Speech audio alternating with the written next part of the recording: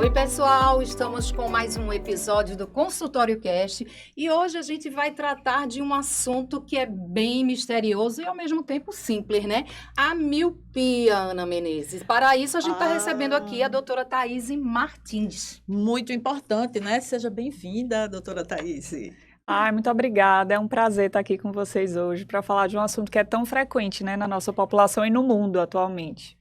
E é uma situação que a miopia começa nas crianças, idosos, adultos. Como é que a gente percebe que uma criança está se tornando míope? Pronto, acho que é importante a gente começar com o que é a miopia, né? A miopia é um defeito de visão e que ele vai se consistir na dificuldade de visão para longe.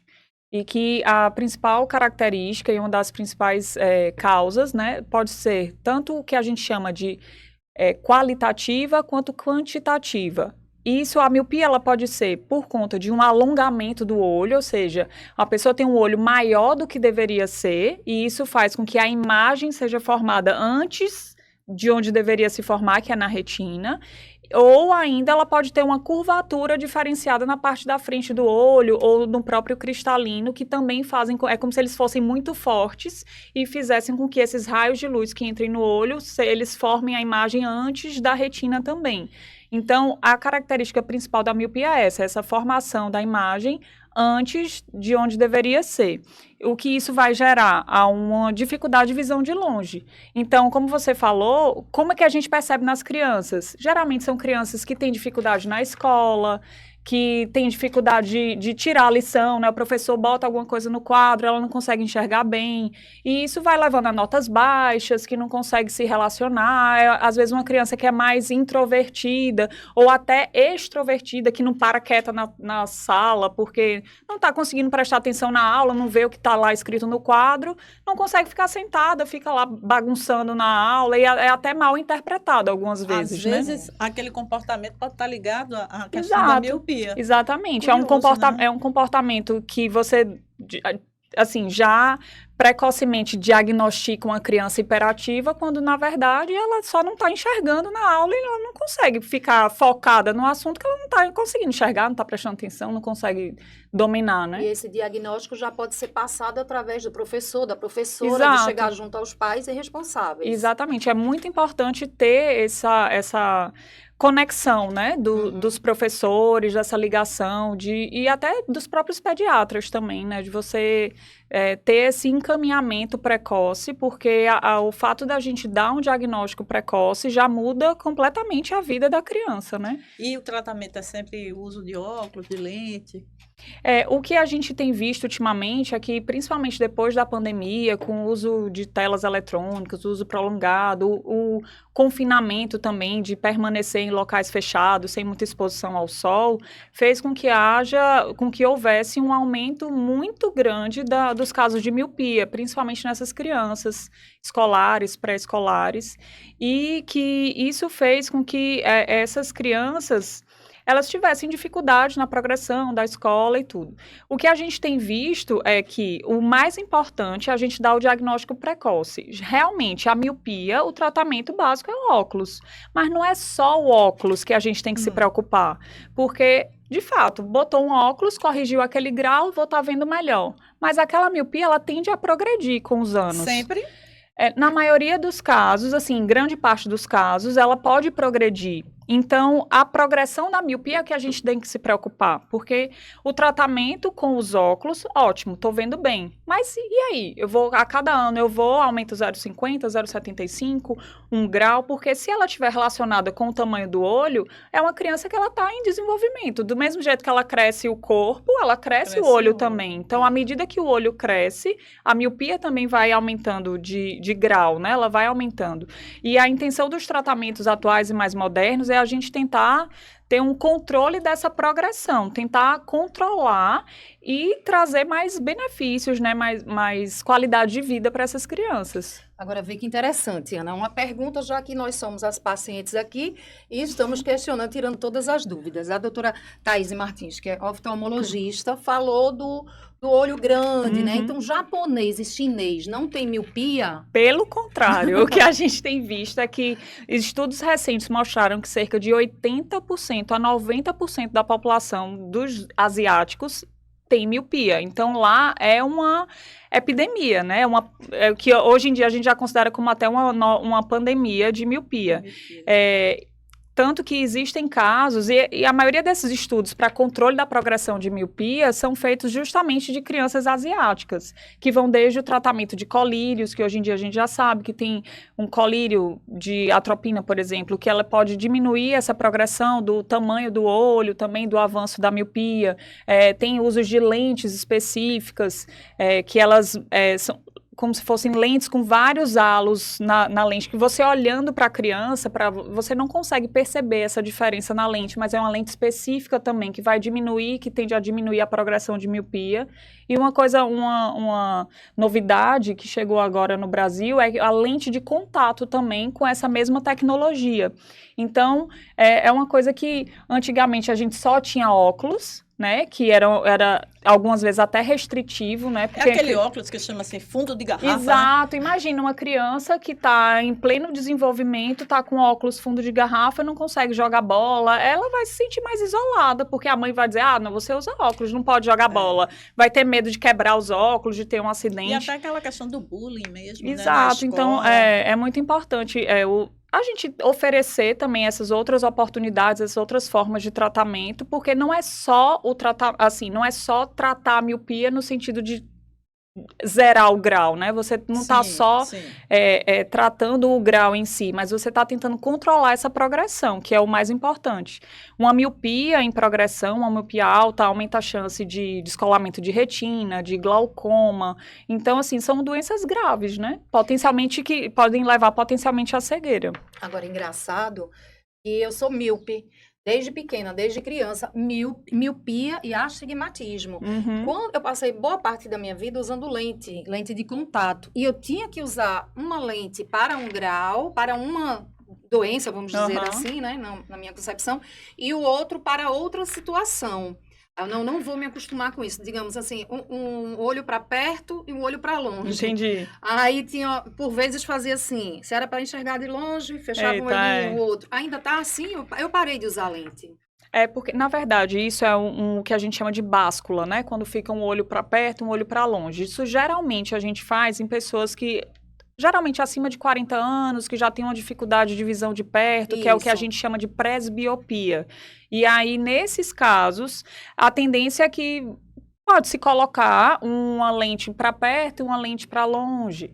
E aí, isso pode resolver o problema no dia a dia, né? De você não ter que botar um óculos. Algumas pessoas usam lente de contato e usam só um óculos pequeno para perto e usam só naquele momento.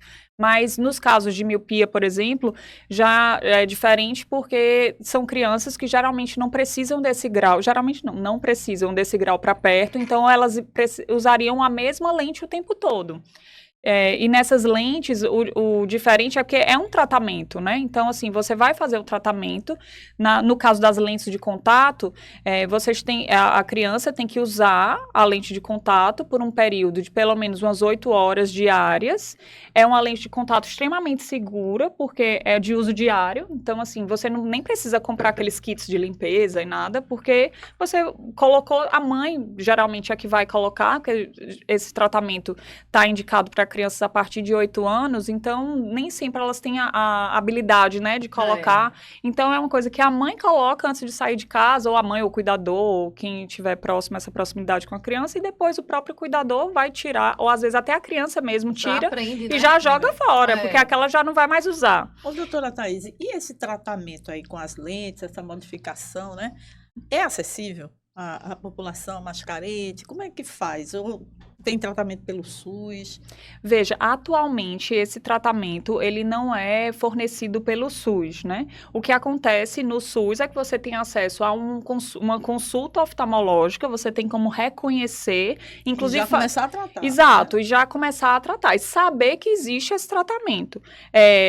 realmente não são tratamentos tão baratos, né? Mas a gente tem que pensar que é um tratamento, por exemplo, das lentes de óculos, né? Que tem essa mesma tecnologia da lente de contato, eles são tratamentos que eles consideram, a própria empresa que fornece, que produz a lente, é um tratamento que eles consideram tão seguros e tão eficaz que, se por acaso, em até 6 meses, num período, houver progressão da miopia, eles trocam a lente. Interessante. Entendeu? Né? Então, assim, apesar de caro, ele é um tratamento que eles estão investindo nesse tratamento porque é uma coisa que a gente tem que se preocupar, né? É público, né? Uma doença que, enfim, daqui a pouco, já tem uma estimativa que em 2050, quase 50% da população vai ser míope. Então, assim, 1/10 da população vai ser automíope, que são essas que têm mais chance de ter complicações, né? As telas também, essas coisas aí que a senhora colocou, né? Exato. O que a gente viu, inclusive, o aumento, a progressão da miopia nesses anos de pandemia, é porque houve um confinamento, houve um aumento do uso de telas eletrônicas, que é essa visão de perto, isso tudo induz esse alongamento do olho e a progressão da miopia. E a gente já se sabe que se as crianças tiverem um tempo de vida ali ao ar livre, de brincar, pelo menos umas 2 horas no dia, isso vai diminuir essa progressão pela produção de uma substância que chama dopamina. E aí isso diminui a progressão e a gente tem um controle maior, que é assim, a infância de antigamente, hoje em dia já não... Bem diferente. Já é diferente. Qual o tempo limite para uma criança ficar no celular, no iPad, no computador, na tela? Até 2 anos, se indica não ter contato com nenhum tipo de tela. A gente já vê criancinha com 1 ano, já sabe. Deixa eu dar um recado. Tá vendo, né, Adrianinha? Cuidado com o Eles Dudinha, já nascem viu? sabendo, né? É um tipo de tratamento e de controle que a participação da família é muito importante, né? Porque, às vezes... eu tenho uma criança pequena em casa e é muito difícil controlar, é muito difícil você evitar que elas tenham contato, até porque a gente está o tempo todo no celular, né? Então, isso é bem delicado, mas até os 2 anos, não uso de telas. De 2 a 5 anos, 1 hora, a partir dos 5 anos, no máximo 2 horas. Então, assim... É pouco tempo. E não adianta assim, vou economizar a semana e usar tudo no final de semana. Não, realmente... E é uma coisa todo dia, né? Uma rotina de cuidados. Assim, tentar até estimular. Eu acho que isso... a gente recebe muito no consultório, principalmente na época da pandemia. A gente recebia muitas mães...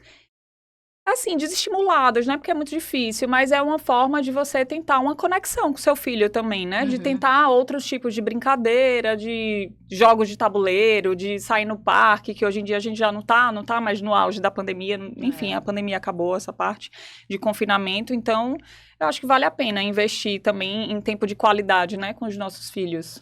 E já para os adolescentes é bem complicado, né? Eu tenho o meu filho mais novo, ele repetiu de ano por conta do joguinho.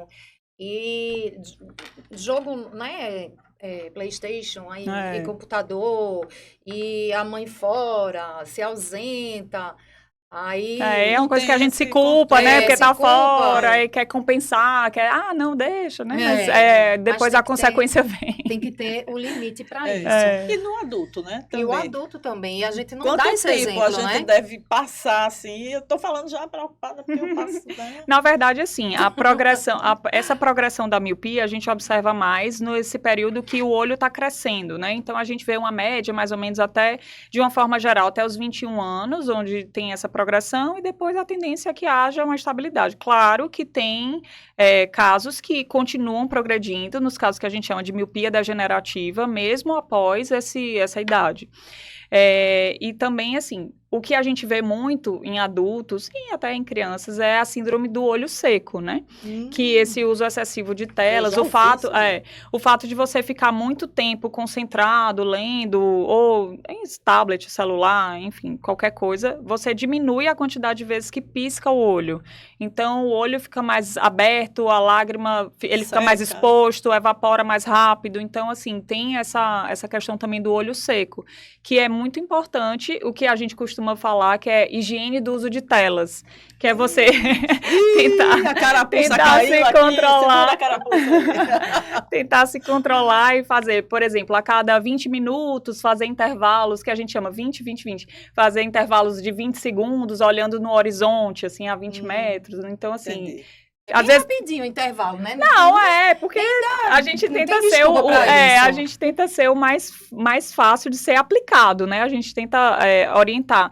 E que isso já você desconcentra um pouco, o olho já volta a piscar. Às vezes usar um colírio, lubrificante indicado pelo seu oftalmologista já ajuda também. Essa Esses questão colírios, né? do olho seco, doutora Thaís, ele chega a doer, dá dor. Pode, às vezes, são Ó. sintomas desproporcionais até você acha, meu Deus do céu, tem um caminhão no meu olho, tem alguém tá lá apertando, É. porque realmente dá ardor, pode dar até embaçamento visual, às vezes você acha que é uma coisa, assim, bem mais séria. grave, alguma coisa que, sei lá, tô com catarata, quando vê é só a sua qualidade da lágrima que tá ruim. Eu já Nossa. pensei que estava É. com conjuntivite uma vez. Fui É. correndo na emergência e era a tal síndrome Do olho do olho seco. seco. É uma coisa que é bem frequente, muito frequente. Uma situação que aconteceu comigo, eu não sei se já aconteceu com você já comentou, Ana. Eu estava dirigindo, indo para o trabalho e começou um monte de mosquinha. Um monte de Nossa. mosquinha. E começou a atrapalhar mesmo minha visão. Aí eu disse, não, eu vou na urgência. Aí quando cheguei lá, eu nem lembro o que foi que Já o deu coceira aqui no oftalmo meu me falou. Basta falar. Mas eu tive um negócio sério, eu não dei valor àquilo, É. que foi feito na hora um laser. Pronto, ótimo. Né? O que é isso? Pronto, é importante você comentar, porque inclusive isso tem relação também com miopia, não só com miopia, mas tem relação com miopia, que é o seguinte, eu costumo explicar para os meus pacientes assim, o olho ele não é oco, né? Dentro do olho tem um gel que a gente chama de vítreo. E esse gel, ele tem vários pontos de aderência, né? Tanto no nervo, perto da mácula, que é a parte central da visão, na periferia da retina, perto dos vasos. E aí, esses pontos de aderência, com o tempo, com os anos, quem é míope, por exemplo, isso acontece mais cedo, mas isso naturalmente vai acontecer com todas as pessoas. E aí, quando esse gel, ele vai se soltando da retina, ele pode puxar a retina em alguns pontos. E aí, quando ele puxa, pode ser que não aconteça nada e que você fique vida normal, vai ficar vendo esses pontos de condensação, que a gente chama de moscas volantes, mas ele pode puxar, romper a retina e ter um descolamento de retina como consequência. Então, assim, nos míopes, por exemplo, que a retina é mais fininha, a tendência é que, num caso de descolamento do vítreo, quando puxa a retina, tende a romper, porque é a maior incidência que a gente chama de degenerações periféricas, é como se a retina fosse mais fininha, que naquele olho mais alongado, ela vai esticando, então ela vai se tornando mais fina. Então, isso é também uma preocupação a mais para a gente tentar controlar essa progressão da Quem miopia mais sofre também. com isso? Diabéticos, hipertensos? Ou não tem relação com Com essa questão das moscas volantes? das moscas, da retina mais fininha, Pronto, dessa possibilidade de descolamento. Pronto, essa parte da retina mais fininha, de ter alterações, degenerações na retina, elas são mais comuns em míopes, mas ela pode acontecer em qualquer pessoa. E não é uma besteirinha, Não, né? de jeito nenhum. Eu jurava que ele ia passar um colírio na hora e resolver. Não, você Não. vai fazer, é tipo até uma microcirurgia. É um chama? procedimento, É um né? procedimento. Um procedimento ambulatorial que a Isso. gente faz. Os casos que têm indicação de fazer laser são casos específicos, não são todos os casos, mas é urgente, assim, é primordial que vá fazer uma consulta com o oftalmologista. Não negligencie esse Isso. sintoma, porque se por acaso você for ao oftalmologista, fizer um mapeamento de retina, que é onde vai avaliar a retina como um todo, se não tiver nenhuma alteração, nenhuma lesão na retina, vai continuar o acompanhamento. Inclusive, saiu um estudo recente que falando sobre isso, né, de descolamento do vítreo, que você pode ter alterações na retina mesmo sem ter sintomas específicos. Então, assim, depois de um descolamento do vítreo, né? Então, é muito importante manter esse acompanhamento, fazer segmento. Não é só, fui lá na emergência, olhei, não era nada não, e tchau, nunca mais vou voltar. Não, você tem que ter o seu oftalmologista de estimação. Você tem que voltar algumas vezes e avaliar. Nos casos voltando um pouco à pergunta, nos casos de miopia, isso é está bem relacionado com ter alterações periféricas e aumento da probabilidade de descolamento de retina, mas tem outros casos de descolamento de retina. Diabetes, que é um tipo de descolamento de retina que a gente chama tracional, que é quando tem um agravamento da diabetes, que leva à retinopatia diabética, que pode levar à cegueira também.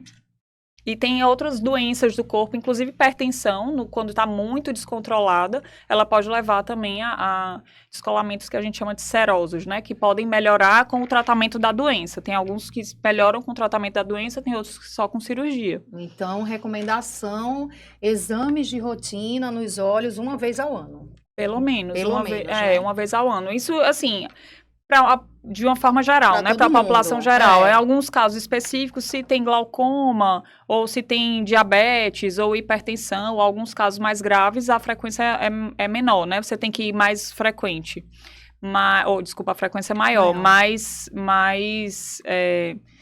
de uma forma geral, pelo menos uma vez por ano. E se houver algum sintoma específico, aí vai antes. Doutora Thaís, a senhora falou assim dessa questão, né, de às vezes não dá sintomas, mas tem algumas coisas, por exemplo, a gente começou a conversar aqui e deu logo uma coceirinha.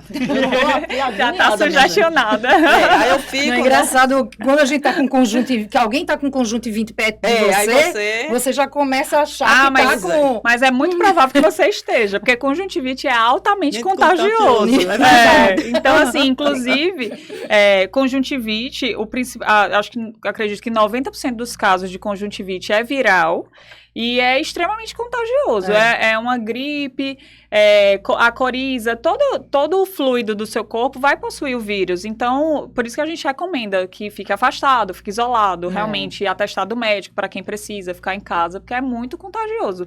Tanto de um olho para o outro, como para outras pessoas. Vai forçar a barra.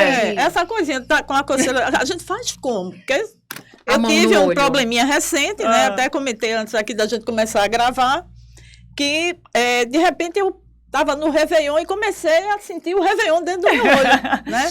Flashes, assim, aquela coisa. Não dei muita importância, fui lá em Dr. Google, o Dr. Google disse, isso é uma emergência, corre para o hospital. Mas aí, todo mundo disse que Dr. Google às vezes está errado, né? Eu guardei, quase que entro nessa situação aí, né?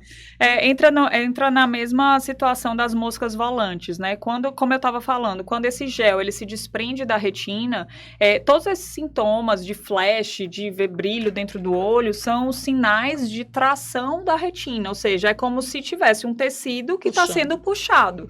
Então, ele dá esse estímulo luminoso. E aí é isso que a gente tem que... É preocupante, é muito preocupante. Então, realmente melhor tem cuidar logo, né? Tem que correr para o médico.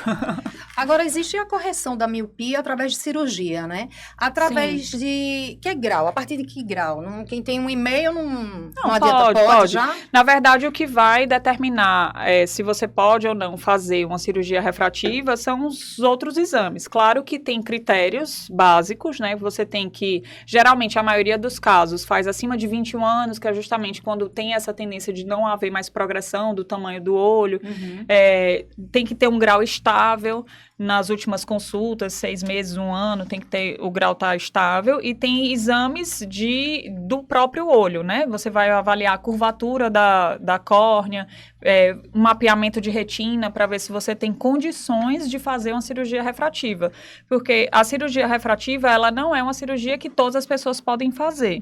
Mas lembrando que uma cirurgia que é realizada, ela vai retirar apenas o grau. Tá? Então, assim, eu tenho miopia, sei lá, pode fazer de 1 grau, de 2, de 3.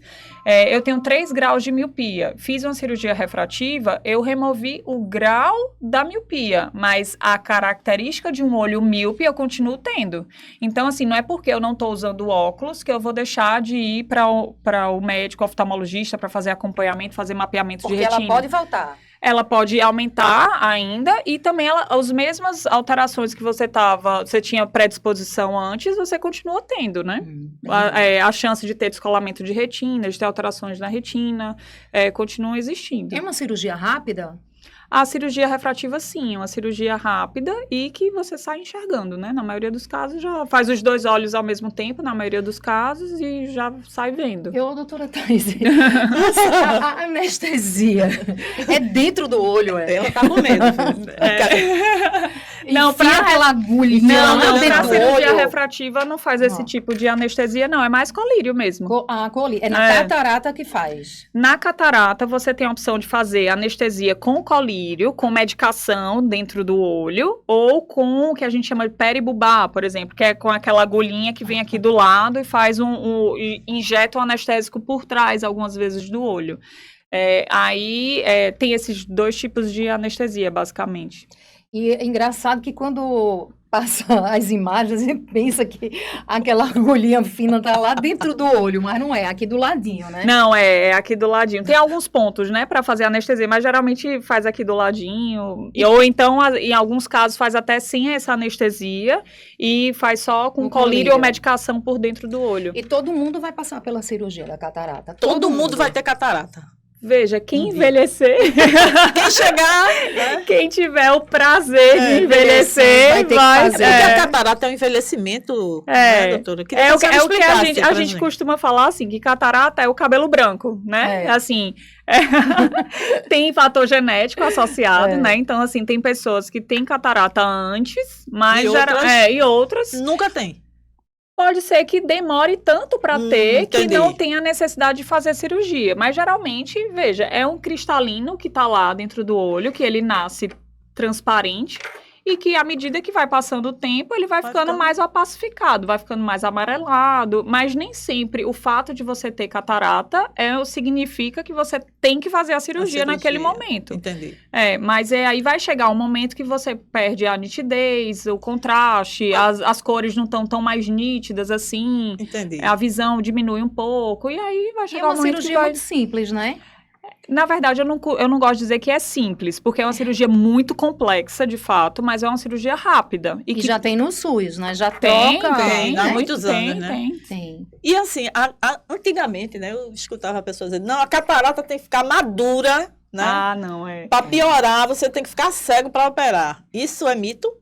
Completamente. Porque, assim, o que acontecia é que, na verdade, houve uma evolução da tecnologia, né, que faz esse tipo de tratamento. Então, no começo, nas primeiras cirurgias de catarata, basicamente empurravam a catarata para dentro do olho ou tirava como se fosse um gelinho que grudava lá no cristalino e removia. Nem existia lente para substituir, né, esse cristalino.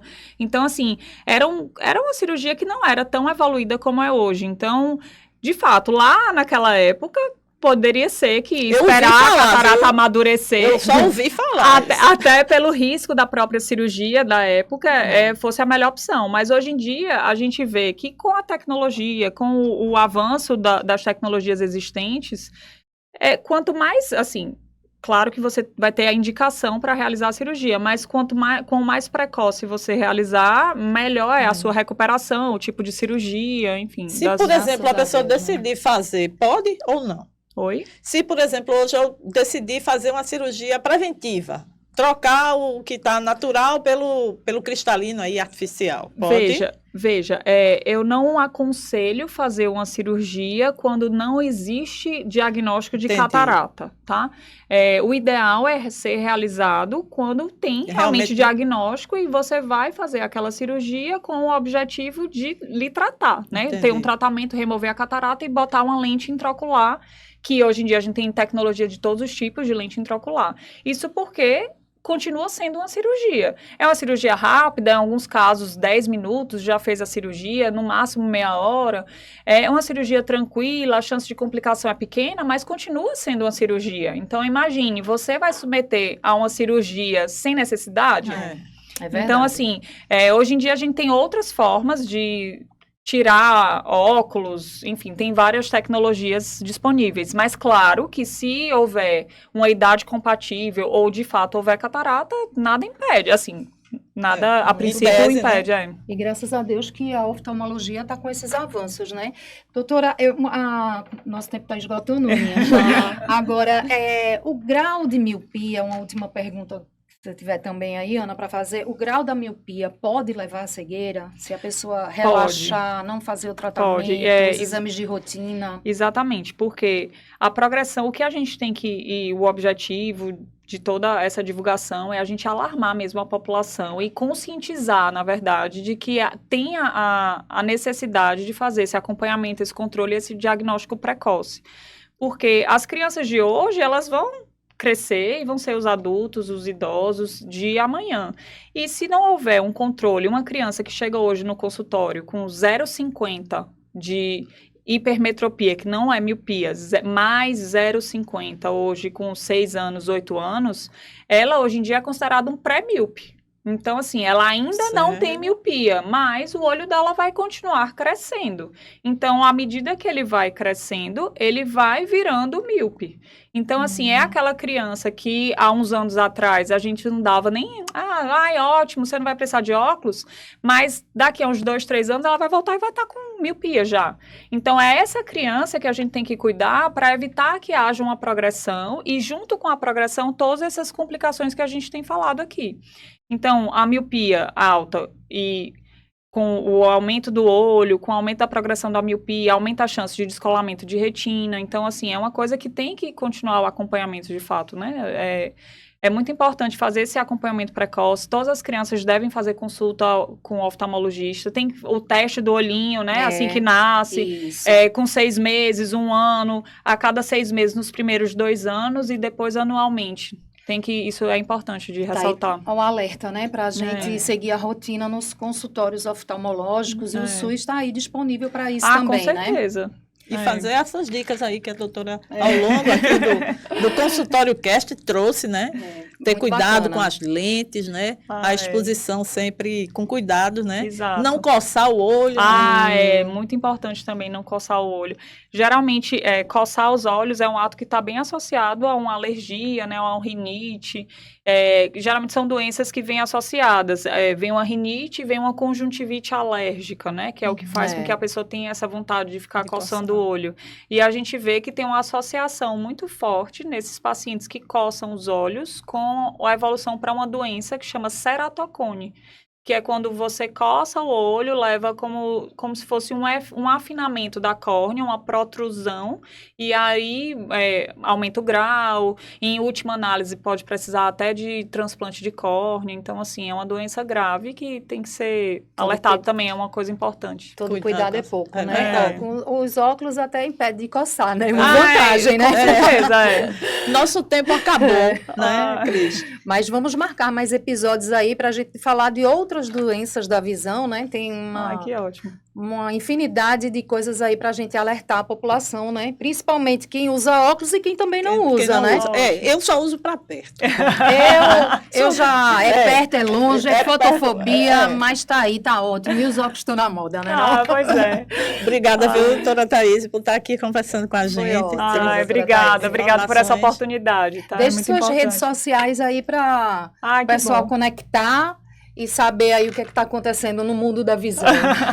Pronto, thaisemartins.oftalmo e tem a rede social também da clínica, Oftalmo Zona Sul, Zona Norte. A Oftalmo Zona Sul e Zona Norte está lá aqui em Boa Viagem? Sim, a gente tem 2 unidades, tem uma no ITC, que é na Antônio de Góes, no Pina, e tem uma na Zona Norte, na Agamenon Magalhães. Bem centrais as duas, né? Ótimo acesso. Ótimo acesso. Obrigada, doutora Thaís. Obrigada a vocês, adorei. Obrigada a todo mundo que mandou também pergunta, né? Verdade. E é só colocar aqui nos comentários, deixar a perguntinha que a gente traz aqui no Consultório Cast. Sugestão Até a próxima, também. né? Até a próxima, gente. Doutora Thaís, obrigada de novo. Tchau. Obrigada.